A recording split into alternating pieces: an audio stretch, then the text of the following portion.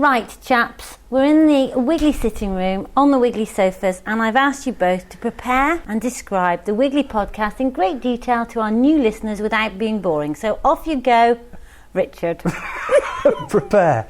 When did you ask us to prepare? All of 10 minutes ago, now crack on. Okay, the Wiggly podcast. Well, when I explain the Wiggly podcast to people, I always say it's an enthusiastic repertoire of lively debate, rural issues, natural history, agriculture, and everything that embraces English rural life. I always say it's Wiggly waffle. Well, Phil. Well, as you know, I'm always prepared, and I think that the Wiggly podcast is our best effort at conveying to our listeners how living and working in rural Herefordshire is, and our thoughts on the issues that crop up in that environment. Oh, a bit of celebrating controversy. I love that, don't you? Celebrating controversy. Yeah.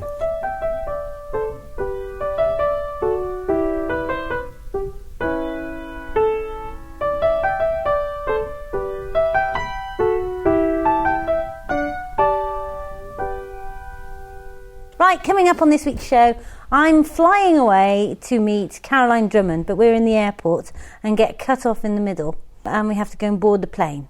So we'll see how that goes. We've got Peter from Brisbane writing in. We've got Anna Farmery, who's left a My Chingo report. And we have Alison in with Plant of the Week. Do you know which one it is, Rich? Wood anemone. You like those, don't you? I do, they're fantastic little flowers. And we have her talking about sheep and luck money.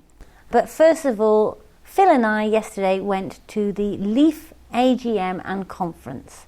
Up in Edinburgh, yeah, all very exciting. A major logistics problem. I went from Birmingham and Heather had to come from London, and it all worked, and we ended up in Edinburgh, and we had a good day yesterday, didn't we? Yeah, Leaf is linking environment and farming, and so I got to interview the chief executive, Caroline Drummond, in the airport. Wow. Now, dear listener, you will have heard of Leaf on lots of occasions on the Wiggly podcast, and I'm very pleased to have with me in the airport in Edinburgh, Caroline Drummond. And Caroline, give me your title and what you do in Leaf. I'm the Chief Executive of Leaf, and basically it's my responsibility to run the organisation. I've been with the organisation right from the very beginning, when it was literally a table and a pencil. So I've got a very strong attachment to Leaf and all that we're trying to achieve in terms of really two principal objectives: encouraging good farming practices amongst farmers and obviously getting a better public understanding of farming. Sorry about that, lady. She's saying we should board in a minute, but it doesn't matter. Now, this integrated farming management, explain that as opposed to, say, the other obvious things like organic farming, which is easy to understand, I think when we're looking at trying to make farming more sustainable and long term, really, often people are just think, well, there's one option which is organic and there's nothing else. Well, actually, it's like anything in life. There's options and opportunities for the majority of people, and this is really what integrated farm management is about.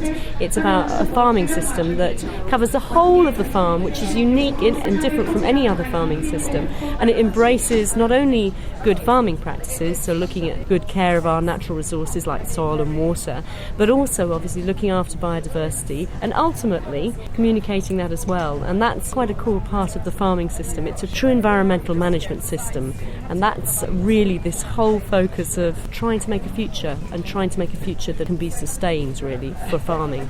And so where integrated farm management comes from, it's very much was originating from things like integrated pest management, which was looking very specifically at biological control. And now it's developed much more to a very flexible farming system, but it builds on the best of the traditional methods like good rotation, good soil care, good soil testing, and obviously the best of modern technology. And that can include some of the new farming systems farming practices that we're seeing, like minimum tillage, which is very light soil management, or it could be things like precision farming, which is very high technology for use in farming, and looking at very, very precision, using global positioning systems for very precise applications and farming. That's when you miss out bits. If you've got low yields, you actually miss out that need to add extra spray. Exactly, yes. Or it could be that there's an area that's continually low yielding, so actually it may be more suitable to put to biodiversity and develop its potential there, rather than actually try and create it to be high yielding area, because it won't work, sort of thing. And the first time today I saw the wheel, which I thought was fantastic, because not only did it include all those other things that you're talking about, but it also had a community section. Yes. Well, that's a critical part. I mean, I don't know if anybody's ever been to Cirque du Soleil, but the guys there can juggle 10 balls at a time. I have. And you have. It's great, isn't it? And the thing is, that's really what integrated farm management's about, because farmers are juggling at any one time 10 different balls, which is, your soil management, animal care, right through to the community issues, as you talk about. But waste management, it's an issue that we're all facing. Water quality, looking after crop health, right through to other things like organisation and planning, keeping records and things like that. So that's the big sort of juggling ball, and now we'll see increasing focus too on energy efficiency. Now my listeners will be saying, but Caroline, just go for the organic option, it's all sorted there, so why are you saying that we need to have this different slant on it? Why don't you just join Patrick Holden, get in the Soil Association and do your bit there? I mean, hats off to organic. It's a very strict and very regulated farming system. And we've managed to develop with Leaf Mark the same sort of approach in terms of making sure that you can identify product identity. But I think it would be very simplistic for us to just feel that organic's going to be the only answer. It's in its truest form, it is really addressing a very specialised market where people perceive there's not an input on artificial fertilisers and artificial pesticides. Although there are fertilisers used, there are pesticides used, natural pesticides used, and I think it's important that we actually do create a mix and match of farming systems, because we've got this wonderful patchwork of farmlands right across the country with different farming types and different farming methods and things like that. And if we were trying to impose strictly organic on all of that, it doesn't work. We haven't got the resources to either do it, or we haven't really got the management skills to try and look at what are alternative methods for things like disease in livestock, and even with organic systems, as a last resort, they will too use antibiotics, and obviously they'll get derogations and things like that. But it's very important we have the facility to use modern technology. After all, most of us, if you have a headache or something like that, you will tend to reach for the paracetamol, because that's what modern technology has created to actually deliver something that works. And this is really what's important for us, is to make sure that it's not the exclusive right for organic farming to actually say, well, we hold the torch for sustainable farming. It doesn't work like that. It's not a competition. No. And the sustainable options is something that's open for everybody, because we can all deliver it. And what's important is that we enthuse enough farmers to want to deliver it, and on top of that, we get consumers to recognise their responsibility, because farmers have gone a long way in terms of delivering water quality, in terms of delivering very healthy products, right through to the fabulous biodiversity that you see around the country. You spoke a little bit about what the consumer wants through the week. Can you relate that to Wiggly listeners? Yes. Because I really like that challenge, because it really is a challenge for all farmers to actually deliver that. Tell us a little bit about that. Basically, I think if we take how things develop and how as consumers we often delegate our responsibility to the supermarkets, but what we're demanding more and more of our food is really like taking the days of the week. And on Monday we want cheap food, on Tuesday we want cheap food and we want quantity. Wednesday we still want cheap food, we want quantity, and of course we want quality. Thursday we still want cheap food, we want quantity, quality, and we want traceability. By Friday, well, hey, we still want quantity, quality, cheapness, traceability, grown for the environment.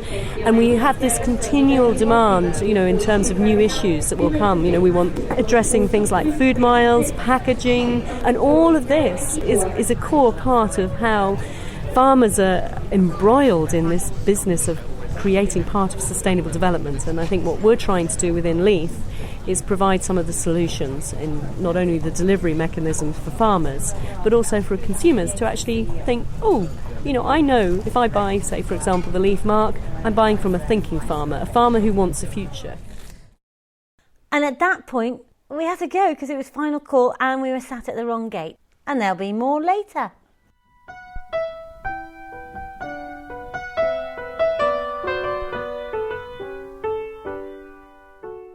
Got loads of feedback this week. Peter Stewart said on my blog, I must say I've been listening to your podcast for some time. Really enjoy the humour and information. Unfortunately, I've not been able to find a similar podcast based in Australia. But regardless, a lot of your information is still applicable to my garden. Peter Stewart, and he's in Brisbane. Brizzy. Yeah, and that's where Rach is, I think. Was it? Just at the moment. So I expect she's going to call in, Peter. Yeah, send us your address, Peter. We'll send Rach over for a cup of tea. For a cup of tea. Yeah. Brace yourself, Peter.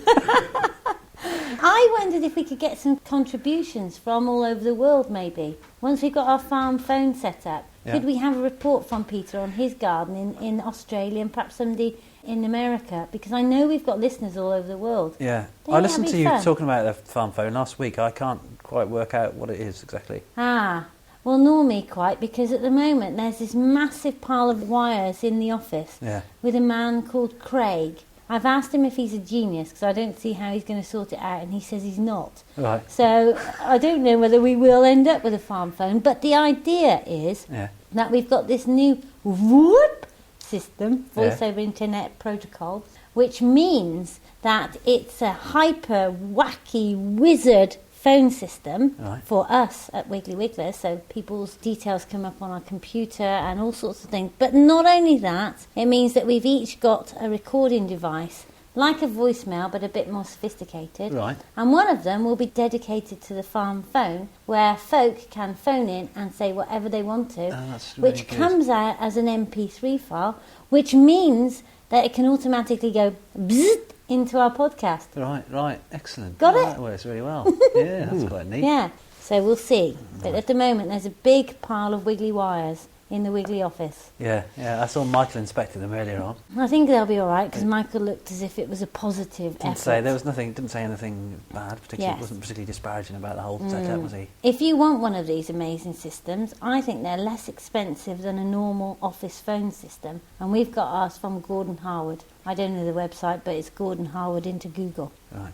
So, on the note of the farm phone, we're now going to play Anna Farmer's comment on my Chingo, which you can do on my blog, which is you just press this button, speak, as long as you've got a microphone in your computer, and it records.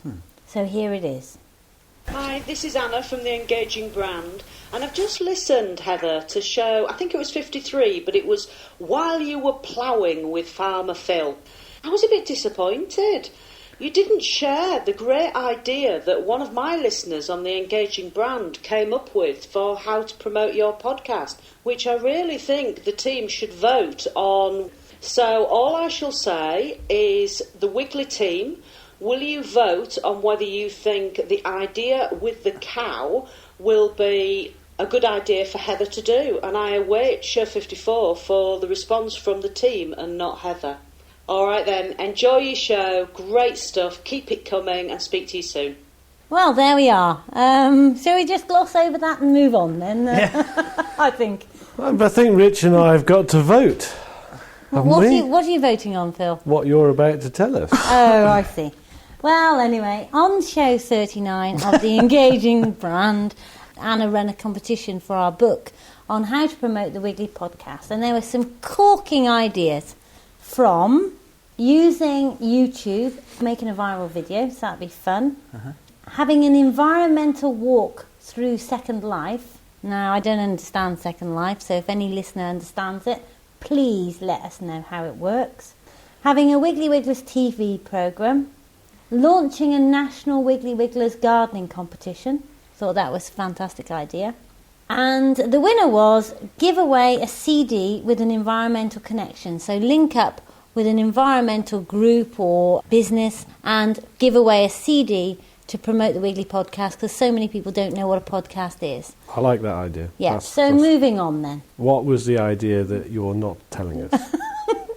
Right, well, there was one ridiculous idea. By the way, the winner was Garrison Power from Florida, but there was one ridiculous idea, and that was for Heather to promote the Wiggly Podcast by sitting on a cow, sprayed with the website, and doing an impression of Lady Godiva through the village. So was that...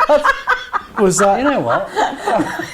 Was that Heather sprayed with the website or the cow sprayed with the cow, website? yeah. But I've explained quite logically that I've got not long enough hair, and therefore that would be a ridiculous idea and extremely impractical. And so moving on.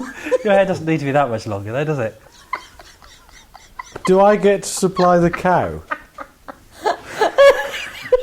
I think there's mileage in that one. Yes, I thought you might. Anyway, I'm no doubt that we'll have more feedback from the Wiggly team this I week. think that Penguin Quarter might fulfil the task quite well. I think we need Penguin Hole, Phil.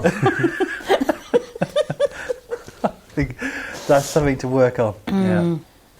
Next bit of feedback, Heather and gang. That's you, Rich, and you, Farmer Phil.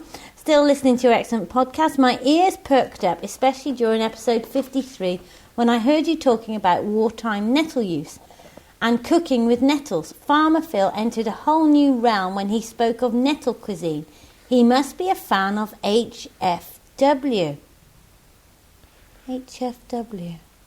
Don't know what HFW means. This is from Podchef. So, Podchef, come in, please. You're going to have to tell us what that is, because I think it might be historic Fort Worth or Historic Fort Worth. high frequency word Could be Heather's food wants. or Hauptfeldwebel. That's the German one. I don't know. Anyway, the main reason this bit of Wiggly Sofa hilarity caught my attention is I've just finished a 4-part exploration of the BBC book The Wartime Kitchen and Garden, which a listener of my show sent me. This week's episode of the Gastrocast concluded with a discussion of wartime foraging, national rose syrup and nettles for everything. Imagine my surprise only an hour later, while editing the cooking segment photos, to hear the Wiggly team adding another dimension to the topic. I've pointed my listeners to your show yet again as being one of the best out there.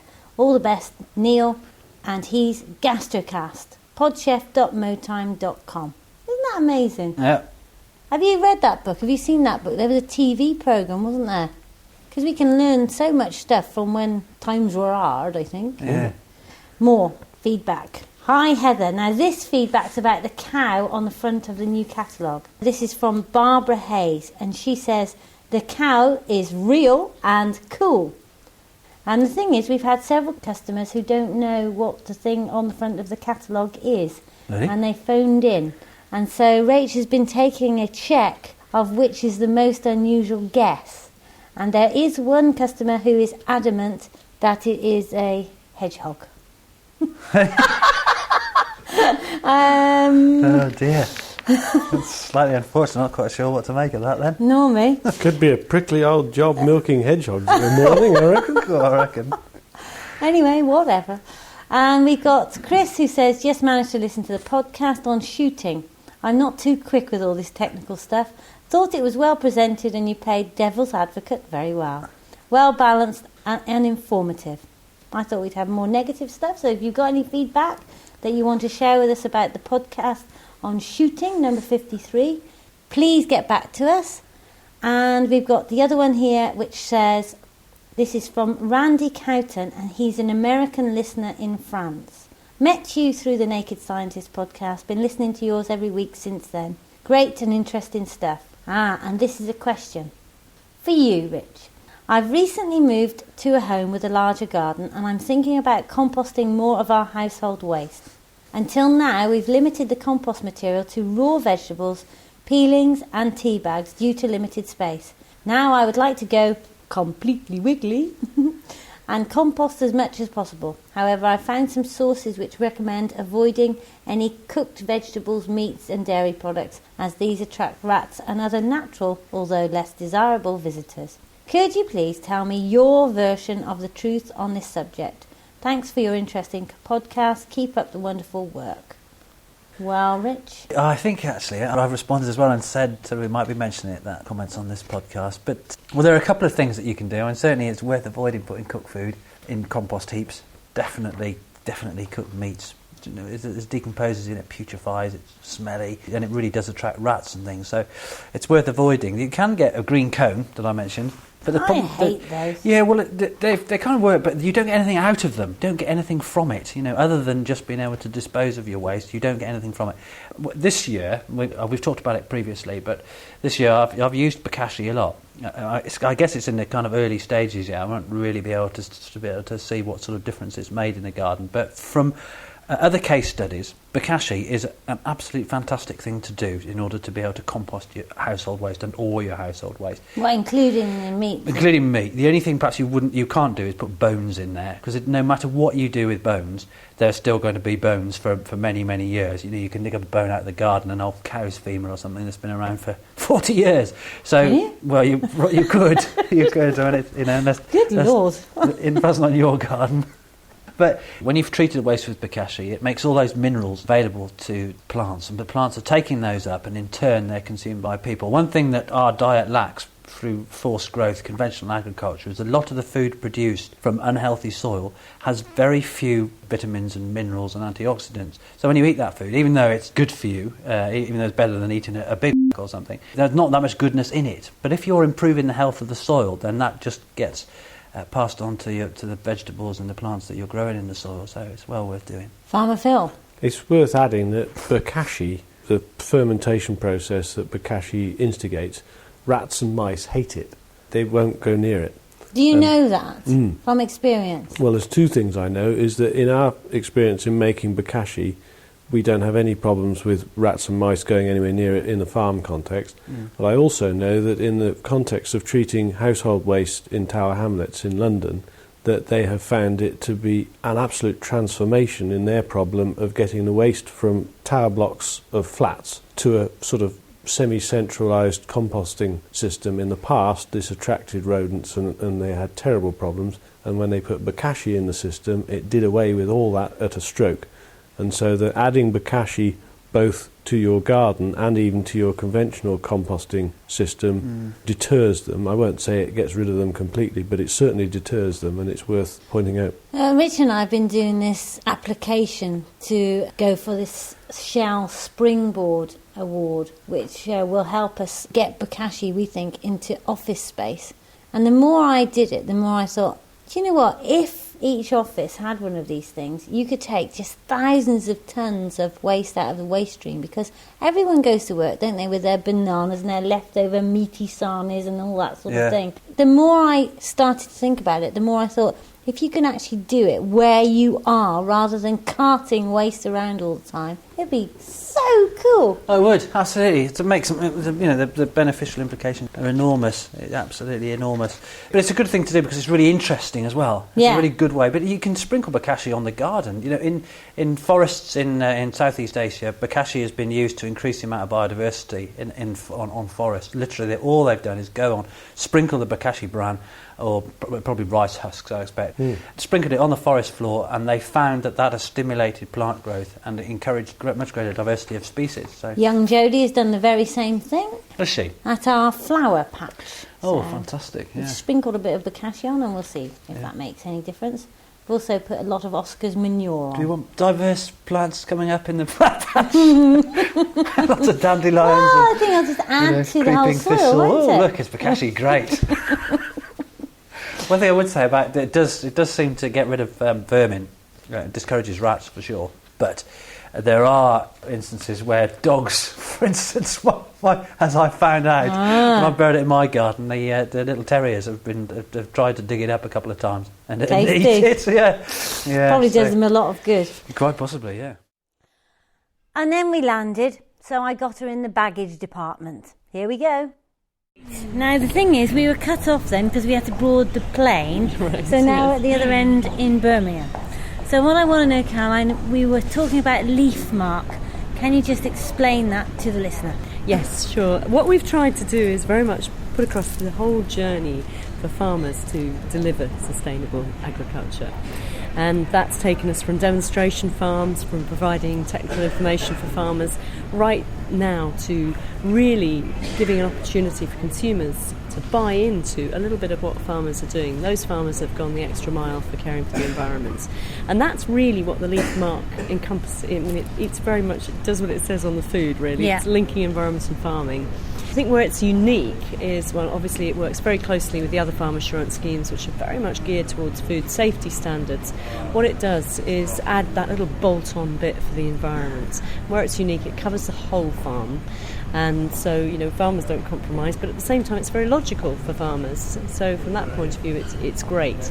It's in quite a few major retailers now. Waitrose have it, and Fresh and Wild, which is a relatively new retailer, is also a very keen supporter. Traditionally purely an organic retailer, it's now obviously also selling Leaf Mark produce, and you can see it increasingly on things like Burt's Crisps and Farrington Oils and things like that, which have really those farmers who believe that we've got something special here and we're proud of it, and that's really what it's all about. It's giving that opportunity to shout about it. And can you go and buy the food and then go and visit the farm then? Yes, well, not necessarily the farmer that you bought the food from, and we've got demonstration farms really geared up towards visits and things like that. But there's two ways. You can actually, if there's a little website address and a number, you put that website address and the number in, it takes you straight to the farmer that has produced the Leaf Mark produce. And not a generic farmer, I hope. The proper the one. real man, Yeah. yes, and woman as Okay. well. And what you can also do, if you want to visit a demonstration farm, then we're geared up for that, and contact Leaf really, and we can put you in touch with the right farmer really in your area. It's important that all the farmers are really geared up. They're busy people, farmers, and it takes a lot of effort, obviously, getting people around and arranging visits and things. But presumably, if you've got a group of you, say you've got the WI or perhaps a school group, then that's worth it rather than an individual. Yes, so get together. Is it? Very much so. Yes, individuals can always join on the group, really, Sure. so to speak. But no, ideally a group, because again, people get more interaction from bigger discussion, really, and the farmers love it as well. And Farm Sunday this year. Tell Yes. us about that, because that was your idea, I think. Well, it was in fact one of our demonstration farmers. He'd gone over and did a Nuffield Scholarship over in Denmark, and they celebrate every year a special Farm Sunday. No, we thought, right, well, we'll give it a go, and we thought maybe we'll get about 150 or so farmers. Yep. And we didn't. We got over 300 farmers, which was brilliant. Wow. And an average of 100 visits. So that's 30,000 people going out and celebrating about farming all on one day, which this year was the 11th of June, but next year, 2007, it'll be the 10th of June. So 10th of June. 10th of June, And 2007. how many farms are you aiming to open on that day? We will hope, our target is for 1,000, so we really hope that, one, we'll get lots of farmers celebrating and wanting to share it with us, and also, obviously, get the public round, which is what it's all about. Okay, so here for you, listener, is the commitment from Lower Blakemere. We couldn't do it last year because it was Grand's birthday. No. And it was very special. And we went to London, but this year, on the 10th of June, Sunday the we 10th of can June. commit. So Brilliant. we will be open. Brilliant, Thank you yes. very much, Caroline, for the day. We've had a great day at the AGM. Was there anything that you picked up from the day? Because you gave so much information out, and we enjoyed so many talks. Was there anything that came back? I think there were several things, actually. It was something that you said, Heather, that really was, I think, very pertinent. Where were the food sourced for lunch? And it wasn't local produce. And I think that was a good message for Oakridge College, as well as obviously ourselves requesting it. But it's difficult, everyone's on tight budgets, and it's sourcing these things. But it is something that, we're always keen to really try and commit with. But it's important. We've got to practice what we preach. There were one or two other, I think the farmers were great. They really demonstrated how they put integrated farming into practice. And also it was lovely to hear their commitment towards Leaf, because that means a lot to us as well. Yeah. We want to be making sure we're doing the right thing for our members. We had this lady who's the Food and Health Coordinator up in Scotland, with an incredible role to try and improve the health and reduce obesity in Scotland, but really focusing on how there is a great opportunity in schools to really make sure that we've got the right procurement, but children are feeling the food, getting much more involved in the making and sharing experience and sitting down and sharing meals and things like that. It's a great video, wasn't it? It was wonderful, wonderful video from Italy. Thank you very much. No, and I thank wish you. well. Thank you. Hello. Hi, Rich. Nice to see you. Hello. First time I've seen you since you're a bit of a hiccup. Hiccup. That's a lovely way of putting it, isn't Yeah, it? it's very, But flipping stunning crash. Well, we've had a couple of chats on the phone, haven't we? You sent me an email on Tuesday saying Is to my my conversation lovely that uninteresting? lovely quad bike instructor. Lovely quad bike instructor, yeah. Creep. Very fetching shirt you've got on as well, Rich. Nice pink colour, listener. Why do you think so? Not buttoned right to the bottom. Sort of. I like that one. Yeah. Take Is it a girl's shirt? Can I have it? The reason you like it, Al, is because I bought it. Oh, did you? Yeah, I got it for Farmer Phil, but he didn't like it, so I thought, I'll give it Rich. Yeah. Yeah. That's quite nice, I like it. No. I don't care what anybody else says. You never do, Rich. What have you brought in, Alison? I have brought in Wooden Enemy, as you can see. There's No, we can't see. not much in the pot. So here I am, kneeling at the Wiggly table, emptying the pot. And this time of year, it just looks like this, as I scrape it out of the compost. It's just like a rhizome you buy this time of year, and that's it. There you go. Yeah. That's it, And is it? Yeah, there's all loads and loads of different little sticks. Oh, I see. Shooting out new growth, look. Right. And then in the spring, it'll shoot up new leaves, and it'll have a lovely white little flower on. They're beautiful wooden You enemies. can make loads out of this pot, actually, Rich. There's a What whole world. bargain. Absolutely, Oh, yeah. heck, look at it all. You can And do loads and loads yeah. of roots. So So that's is about that it. So you each can- individual plant? How many have you got on there, Well, then? there's like 1, 2, not guaranteed, 3, is 4, it? 5, 6 plants you can make out of this pot, actually. They're fantastic. But people, aren't they? yeah, people. So very easy to divide, really, if people want to. Yeah, if you want to divide as soon as you bought your plant, you can easily do that. So what do they No look problem. like? Well, it's got green foliage, little leaf, quite a pretty little leaf. It's found all over the woodland floor, Yeah. and then it has a little white flower with about 5 or 6 petals. It's sort of this Um, perfect thing, isn't it? It's very sweet looking, and it's probably one of the earliest flowers found in, one of the earliest flowers found in a woodland situation. It starts flowering from March onwards, so Right. it's an ideal one to plant now, ready for your So spring flowers. shady spots, really. Shady spots, and found in ancient woodlands. Not so much in new plantings, of course, but you can buy them. So will they take well in most gardens? They will take well in most gardens. They like sort of a moist area, sunny or shady, but they will tolerate a dry soil as well. Right. So fairly flexible then. Yeah. How tall is it, Al? They grow up to about 15 centimetres. That's the maximum, really. To about 8 inches. Of course, we're metric. 15 centimetres. Yes. Well, they're not tall, are they? But they do. I suppose they do provide a good ground cover. Michael says it's 6 inches. Sorry, listener. 6 inches. Yeah. Oops. So, but they're very pretty. At home, when you walk up through the woods in the spring, there are lots and lots of wooden anemones in the deciduous woodland. Absolutely beautiful they are, and lots of the banks are completely covered in them. Yeah. It's a really nice plant. And It they is. do seem to spread quite well. And it's one of our newer plants in the Wiggly catalogue, really. So it's quite good fun having new plants in, isn't it? So That's not peat you've got there, is it, Alison? No, it's Right. coir-based compost with added fertiliser. So we're peat-free now, aren't we? Yes, we are. That's fine. I tell you what I found online was the natural history postcode plant thing. Have you Right. found that? Go to Natural History sure what Museum and you can pop in your postcode and find all the plants that are native in your region. Right. So all the local Oh, plants. that's a good idea. Yeah, I thought it was really cool. Massive definitely. list for HR2. Yeah, I should think so. Yeah. There we are. That rounds up this week's Plant of the Week, Wood Anemone. Would you like to give us the Latin name for it, Al? I would. It is Anemone nemorosa. I think Oh, that's I thought correct. it was Ranunculaceae quiquinfolia. That's maybe a hybrid one of them because it is part of the ranunculae. Fantastic. Common name, woodflower, windflower, nimbleweed and mayflower. Thank you very much. Wow, lovely. Bye. Bye. Alison's rant. We have to have an Alison rant this week. What is it, Al? My rant is probably greenies and the amount of the legislation and everything to do with farming. You're only allowed For one. instance, I'm sorry. having another one. Right. For instance, when I took my sheep to market the other day, I had to have a licence to move them to the market. And then if you don't sell them, you have to get another licence to bring them home from the market. And then when you arrive from the market home, you have to wash your stock trailer out within so many hours. Otherwise, you get fined. I was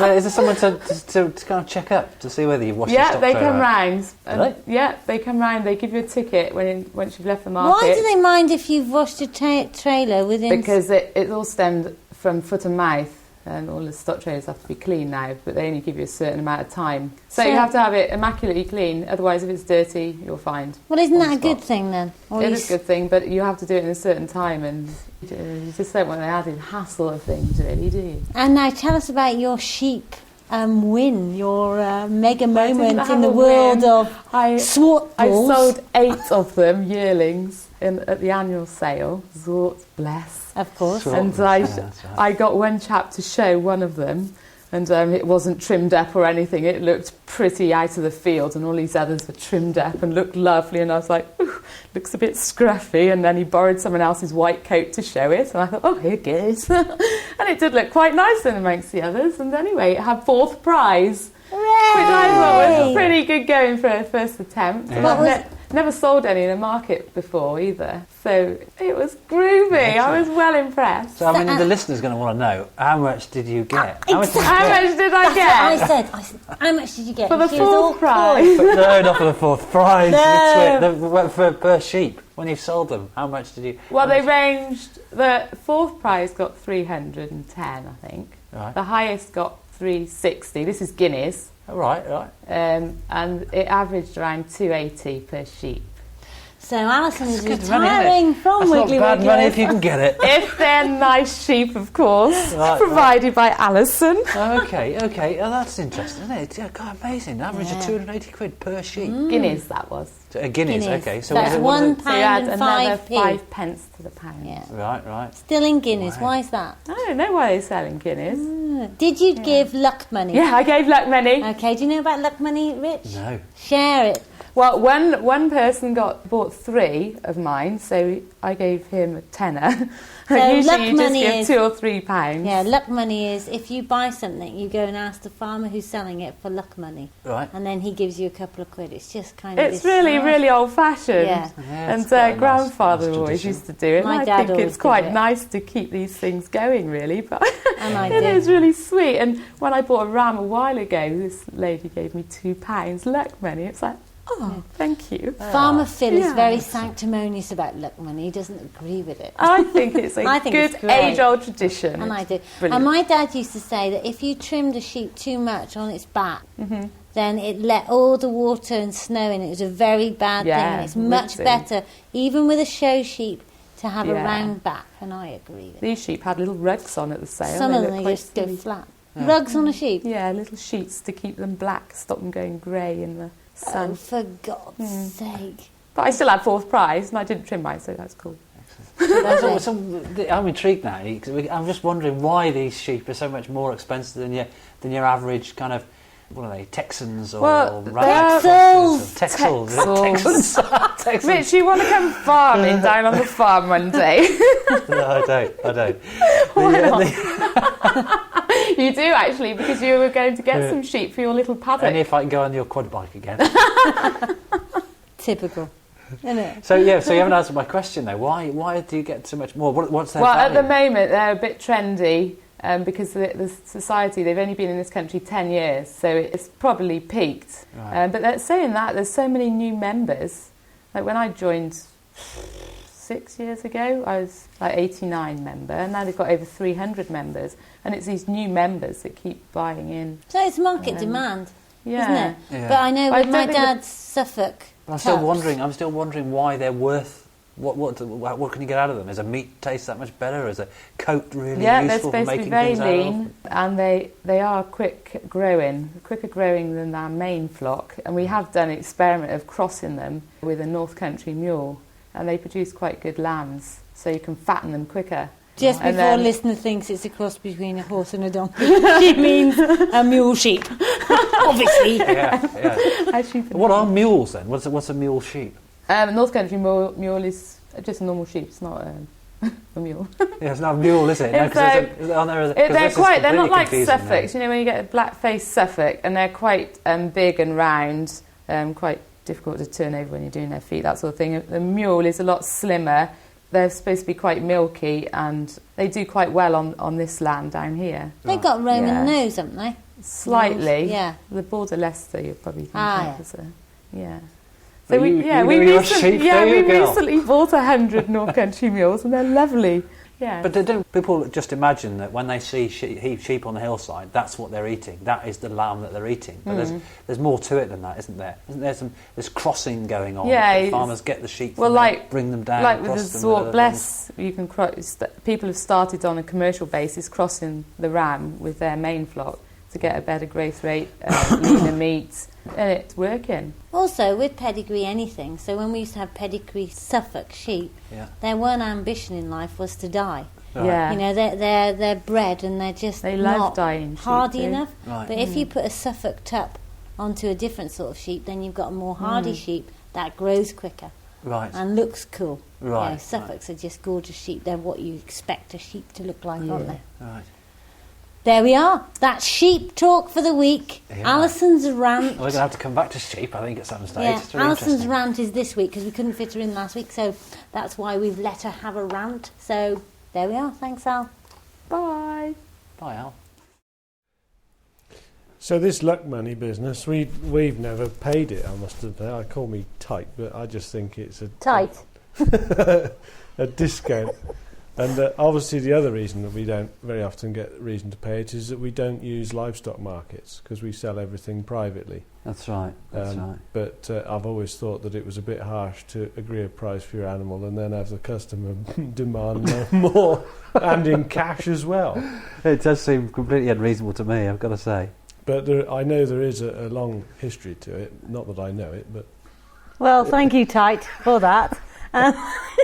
Farmer Tight. I've just had the most exciting headline to an email I've ever had in my life come in, and I've just got to open it while we're on the show. The headline is from the Farmers Weekly Interactive, and it says, subject, NFU solves farmers' weight problem. Ooh, can't wait. Which weight problem? What do you mean? Well, I the weight obviously... for their rural payments or the weight? Cause No, they're weight also, as in also bloaty because they W-E-I-G-A. sit on their Yeah. combine harvesters too long. Yeah, so this is it for me. I'm going here to solve my weight problem. That's a bit harsh, isn't it? Given that you commented not 10 minutes ago how sylph-like I was looking this morning. You do look well, Phil, I've got to say, yeah. I don't know whether you've been running around the yard a bit more than usual. Oh no, it's not for humans. It says the NFU has won what looks like a valuable victory for the red meat sector. DEFRA has agreed that the practice of rounding down when weighing meat carcasses should end. Oh, I thought we were going to have this pill that made us thin as farmers. Yeah. What does rounding down mean, Phil?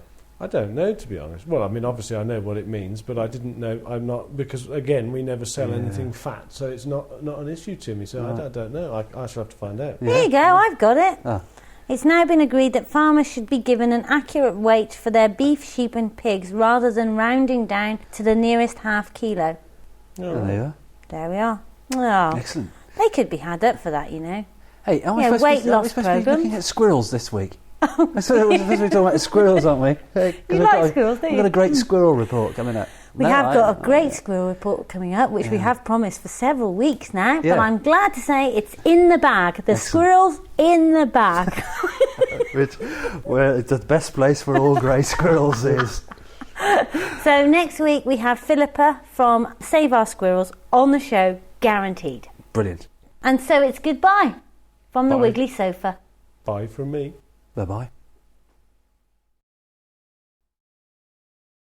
It really does put something back into the soil. It stimulates the soil life. You know, it makes all those nutrients so much more accessible to the plant growth, and it just increases the amount of minerals and antioxidants that. Sorry, what was he doing there? Phil, why are you waving in an incredibly stupid manner? I was trying like to an subtly... impression of Queen Elizabeth II in a window. Subtly... Like a I'm fake used to Michael arm. doing it behind us. I'm not used to it. I mean, you completely Phil lose was the track. doing his royal thing then. Come in, Farmer Phil. How may we help you? I was trying to subtly indicate... Pod Chef is coming on the show in a couple of weeks' time, and he's talking about his bokashi and how he uses it out in Washington. Oh, right. Oh, Yeah. wow. I wonder what he meant about HFW. HFW. Do they? No. Beyond me. No idea. Not a clue. Not a clue. No. There we are. Chief Only Whittingslaw! Wow. Yeah. I thought I had to break the silence. 'Cause there was a bit more of a pause I than forgot me. it again. Was that a theatrical pause there, Rich? Theatrical pause, it was. I was waiting for Heather to say it. I'm not going to steal Heather's thunder. Are you going to be in the next Yeah, Players You production? sure you're not waiting for me to say it?